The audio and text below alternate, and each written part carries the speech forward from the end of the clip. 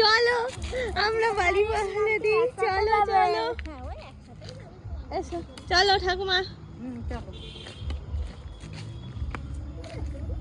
ওই যে একটা গাড়ি বেরিয়ে গেল, আর একটা গাড়ি আমার সামনে রয়েছে, ওই দেখো ওটা বেরোবে। ওই মোটামুটি 30 জন মতো এখান থেকে যাওয়া, কারণ অনেকটা দূরের রাস্তা, মানে কলকাতা, তো সেই কারণে হচ্ছে মানুষজনের পরিমাণটা একটু কম আছে। 27 জন 30 জন মতো হচ্ছে এরকম হয়তো।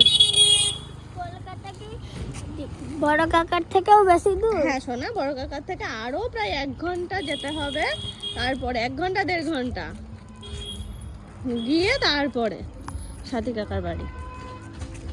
তাহলে বড় কাকার কাছ থেকে ওখানে বড় কাকার কাছ থেকে গেলাম